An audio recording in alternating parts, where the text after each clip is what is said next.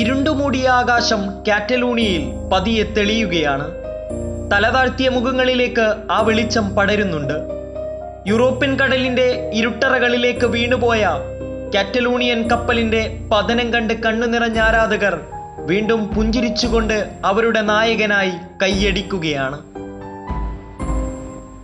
പണമൊഴുകുന്ന ആധുനിക ഫുട്ബോളിന്റെ പുൽമൈതാനത്ത് ഒരിക്കലും തകരുകയില്ലെന്ന് വിധിയെഴുതിയ ഒരു റെക്കോർഡ് കൂടി തകർക്കപ്പെട്ടിരിക്കുന്നു. സാന്റോസിന്റെ തൂവെള്ള ജേഴ്സിയിൽ 643 ഗോളുകൾ കൊണ്ട് ഫുട്ബോൾ ചക്രവർത്തി തീർത്ത ഇതിഹാസവും പഴങ്കഥയായിരിക്കുന്നു. കാൽപന്തിന്റെ ചരിത്ര പുസ്തകങ്ങളിലേക്ക് തങ്കലിപികളാൽ ആ നാമം വീണ്ടും എഴുതി ചേർക്കപ്പെടുകയാണ്. Lionel Andrés Messi.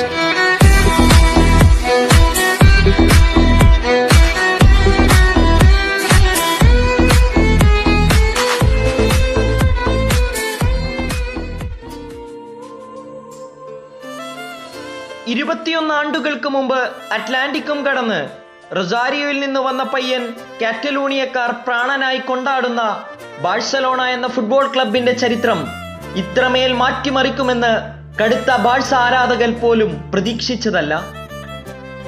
കുഞ്ഞു മെസ്സിയുടെ ഇടങ്കാലിന്റെ വിരുതും തുകൽപന്തിനോടുള്ള പ്രണയവും കണ്ട് ഞെട്ടി രോഗം ബാധിച്ച കാലുകൾക്ക് നഷ്ടപ്പെട്ടെന്ന് നനച്ച കിനാവുകൾക്ക് പുതുജീവൻ നൽകുവാൻ കാറ്റലൂണിയക്കാർ തീരുമാനിക്കുന്നിടത്താണ് ബാഴ്സലോണയുടെയും ലോക ഫുട്ബോളിന്റെയും ചരിത്രം മാറിമറിഞ്ഞത്. അസുഖം ബാധിച്ച കുഞ്ഞുകാലുകളോട് കാറ്റലൻ വമ്പന്മാർ കാട്ടിയ സ്നേഹത്തിനും കരുതലിനും 10-ാം നമ്പർ ജേഴ്സിയും അണിഞ്ഞ് ഇടങ്കാൽ കൊണ്ട് വിരുന്നൊരുക്കി ലിയോ നന്ദി പറഞ്ഞപ്പോൾ റെക്കോർഡുകൾ പഴങ്കഥകളായി, ഇതിഹാസങ്ങൾ പലതും ഓർമ്മകളും. ടിക്കിടാക്കയുടെ മാന്ത്രികതയിൽ മായാജാലം തീർത്ത നാളുകൾക്കപ്പുറം പരാജയത്തിന്റെ കാണാക്കയങ്ങളിലേക്ക് പ്രാണനായി കണ്ട ടീമിനെ തള്ളിവിട്ടവർക്കെതിരെ സമരം പ്രഖ്യാപിച്ചയാൾ യാത്ര പറയാൻ ഒരുങ്ങിയ നേരം പണക്കൊതിയനെന്ന് വിളിച്ച് കൂരമ്പുകളുമായി കുത്തിനോവിച്ചവരും വീണ്ടും ആ പ്രതിഭയ്ക്ക് മുമ്പിൽ നിശബ്ദമാവുകയാണ്.